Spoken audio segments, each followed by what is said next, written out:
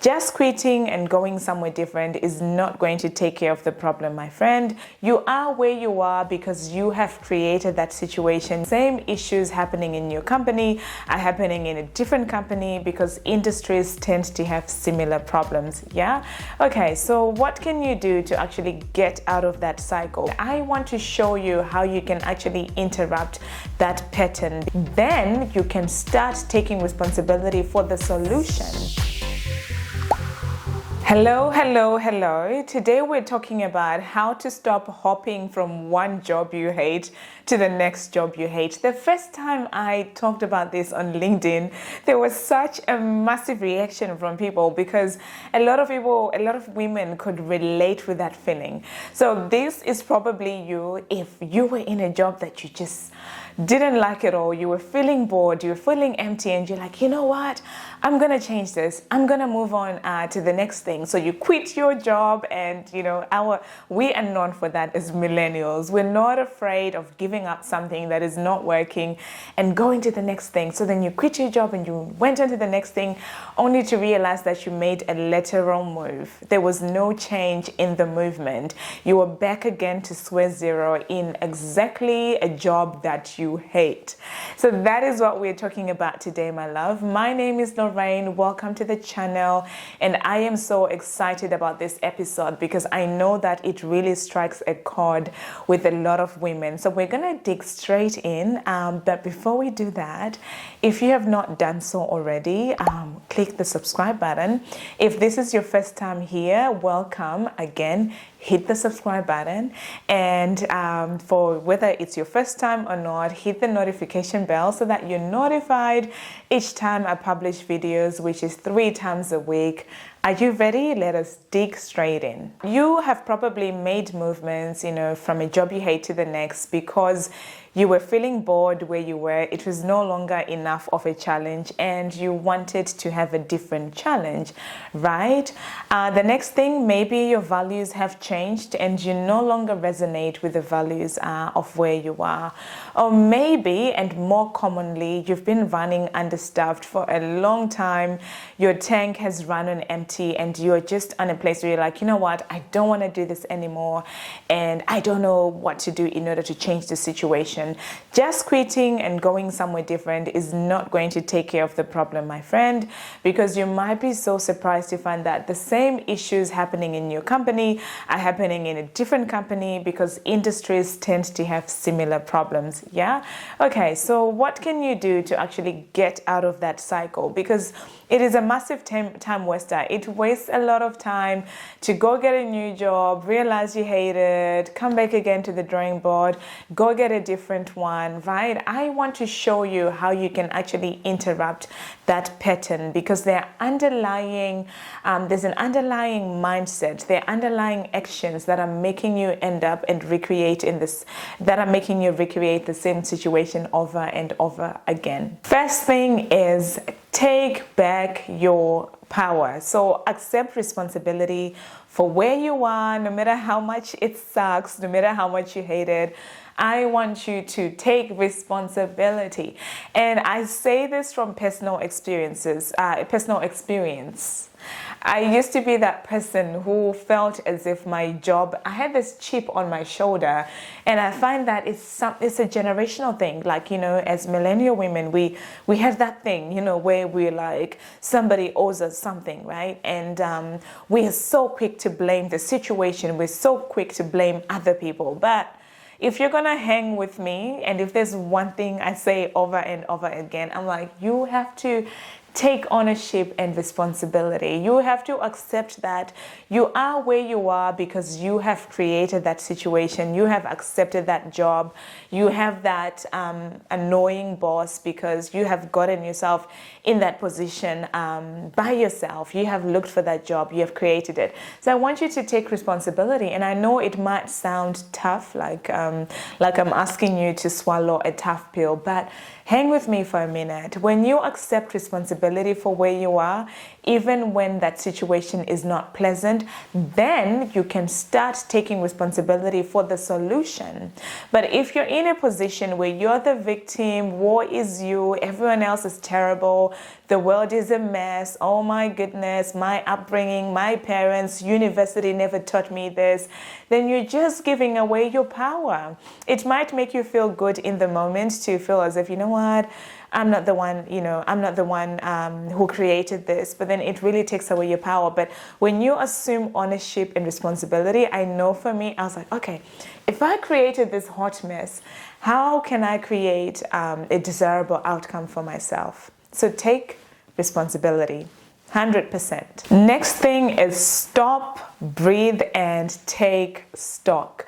I feel that we're going, we're so much about going at a fast pace in life. We're always moving on from one thing onto the next without even really stopping to take stock. And as a result, people go through life without gleaning important life lessons for where they are, without really understanding themselves. So I want you to stop and take stock. I want you to become curious about yourself. A tool that I highly recommend is the Enneagram test. I know that for me, it really helped me because it really assesses your energetic values as a person and what careers you were suited to based on what you value, based on what's important to you. And it also shows you your weak points. So I want you to just stop, take stock, and look back at the decisions you have made and really glean some lessons from there. So stop running, stop going on to the next thing. Just take a minute to just stop. If there's one amazing thing I know I did for myself 6 years ago was I actually stopped. I was like, you know what? It's no longer business as usual. We're giving ourselves permission for the first time in my life just to stop. And if you feel guilty about stopping, I see this in a lot of women. Sometimes you feel guilty just about stopping. I just want to give you a permission slip. Here it is. So just know that Lorraine has given you permission to please stop. The third thing is really getting to know yourself as an individual and what it is that makes you tick. I know that for me, I tick, when I'm around people.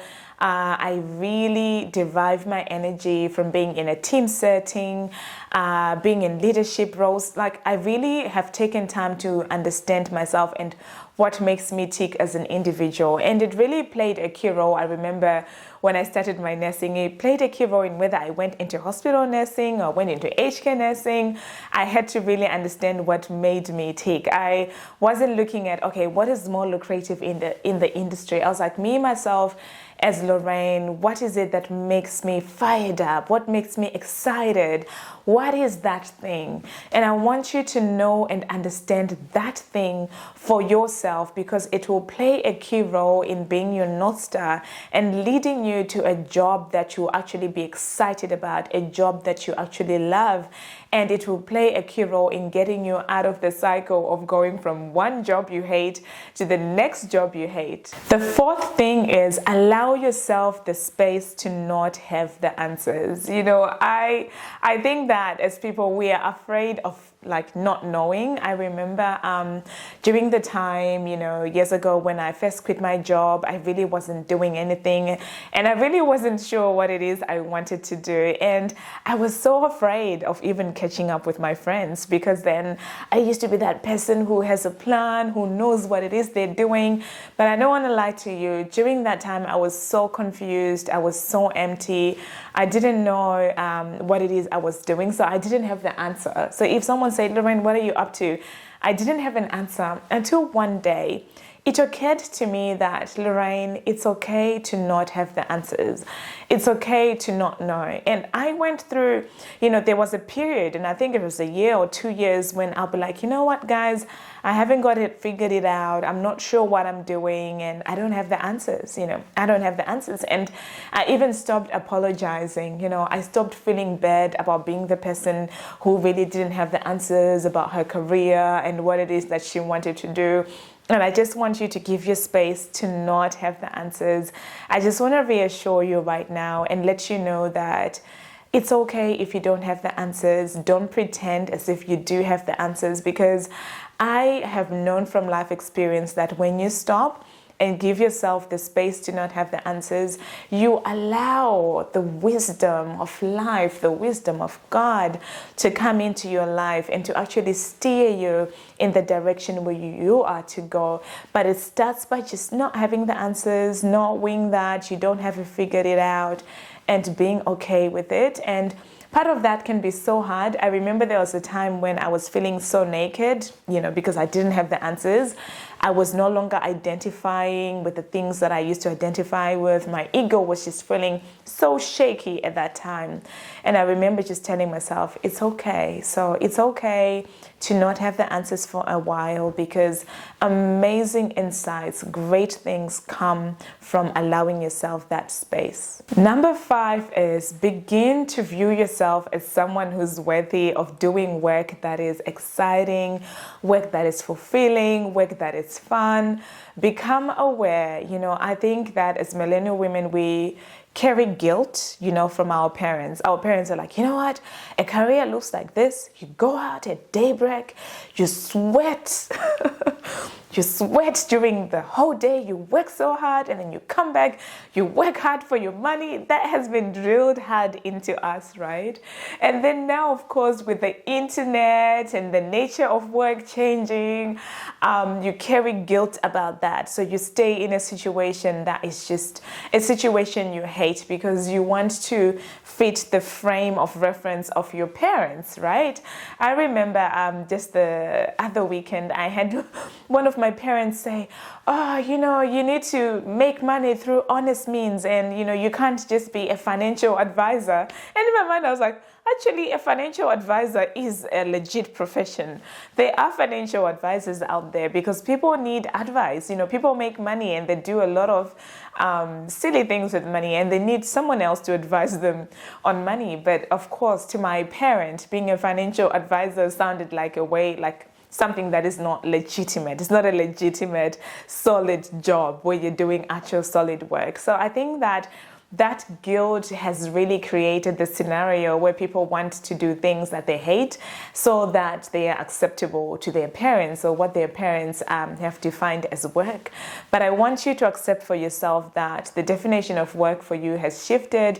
It has changed. Yes, you can legitimately make money, work in a job where you're not sweating off all the time, you're not stressed all the time, you're not compromising your own health in the name of work. So really, really, really redefine, see yourself as someone who's worthy of doing work that is fulfilling, work that is exciting. I want you to turn that upside down, because there is a whole lot of baggage happening when you're doing work that you hate. There's a lot of feeling unworthy, hating yourself, and I really want you, and you can do that if you haven't done so already. Watch the video about morning routine, because I talk about affirmations. You can create affirmations for yourself where you write on a card, I do work that I love, I am worthy of doing amazing work, I provide amazing value, I'm excited about what I do, and then you read those as affirmations during the day. Number 6, after seeing yourself as worthy, number 6 is forgiving yourself of past mistakes and letting go of the guilt from the past that makes you keep on creating situations where you're doing things that you hate. So you probably have done things in the past that you're not proud of, and subconsciously you keep on recreating situations that you're not proud of. But I want you to just forgive yourself of the past. And you're probably sitting here thinking, really, Lorraine, what does forgiveness have to do with doing work that I love? What does forgiveness have to do with hopping from one job I hate to the next? Because guilt, my friend, makes women just do things that are undesirable, things that are not pleasurable, things that are not giving you value, things that are devaluing your worth. But I really want you to stop and forgive yourself as an individual, forgive yourself of past mistakes. If you've carrying any guilt that makes you think that, I need to be doing things to punish myself by doing jobs that I hate, without really, consciously thinking about it. It might be really subconscious. I want you to really go back, forgive yourself of your past, forgive yourself, let the past be the past. Stop carrying past baggage into the present. Stop creating unpleasant present scenarios because of past mistakes that you have not forgiven yourself of. Personally, I don't even think I believe in the word mistakes, because everything that I've done in the past, even if it has brought me unpleasurable results, I look at it as life lessons and I glean a lot of gold from that. Lastly, create your dream job. What do I mean by this? I'm not saying be like me, do independent consulting, start your own business. Not at all. Unless if that's your desire, then of course, let me know in the comments and I can make a separate video for that. But create your dream job. And here's what I mean. Create your dream job, even if it's in another company or if it's in your present company. Really think about, what does your dream job look like? You're probably going from one job you hate to the next job you hate because you have never stopped to define what your dream job actually does look like. I love doing mind maps, I love painting pictures, and I love journaling. So I want you to really journal every morning for the next week or two. Every morning during your morning routine, really journal and ask yourself, what does a dream job look like for me? Start writing things like, I tend to journal in the present. So if I'm desiring something, I do not look at that thing as if it's apart or separate from me. I always talk about it and write it as if it's already happening. So I would write like, I am in my dream job. It is so exciting, amazing. I love waking up in the mornings because I know that I am making such a powerful impact in the world. I love the work that I'm doing because I'm doing I am just doing something that I never thought I could ever do, but I'm doing it now. I'm getting paid amazing money to do what I love. Oh my goodness, I am so happy. I am so excited. Take that time to journal and be in the feeling of what your dream job looks like. You can create anything you dream about. You can just create it by actually bringing it into the present moment, journaling on it, pondering upon it, writing the picture for yourself. There is no limits. I always say even the sky is not the limit. So don't limit yourself. Don't limit yourself to the mold that your parents gave you or the mold that your family or your friends have given you. Create a new mode for yourself. Create that dream job for yourself. Write it down every morning. Get excited about it. See yourself in that dream job. Think about what kind of workmates you're going to be having. Like if you have weird workmates right now that look at you funny when you walk in, I want you to just imagine yourself having this amazing workmates. And I know for me, I decided that wherever I go, I always have amazing workmates, and as a result, I always do have amazing workmates. I decided a long time ago that I get paid good money in the work that I do, and as a result, I do get paid good money, So for you, I want you to just spend the next week or two journaling about it. Have fun. Don't be too serious about it. I want you to just relax. Have fun. Don't be too serious. Write it down, journal, and share with me your thoughts in the comment sections below. I really want to know what you're going to be journaling about. All right. So what was your biggest takeaway about how to stop hopping from one job you hate to the next job you hate? I cannot wait to hear about it. Let me know in the comment section below. Now, I want you to go back and watch any episodes that you might have missed from May, because I brought you such amazing value. So if you're looking at earning more money in your current job, if you're looking at negotiating more flexible hours, then I've got you, girl. I want you to go back and watch those videos. Or if you're like, Lorraine, I don't know, how do I start my morning in a better way, or how do I end my day with an amazing evening routine? I also got you. So I want you to go back and watch those videos. And if you haven't done so already, seriously, hit the subscribe button, hit the notification bell so that you get notified each time I publish videos, which is on Monday, Wednesday, Saturdays, depending on where you are in the world. Again, my love, thank you so much for joining me. I cannot wait to just sit with you on the next episode. If you have a burning question that you want me to cover in the upcoming episode, please ask me in the comments and I'll be more than happy to just do a video answering your questions. Because again, this is just, me having a chat with a good friend, iron sharpening iron, and I just love these conversations and this time we spent together. Have a beautiful day and see you in the next episode.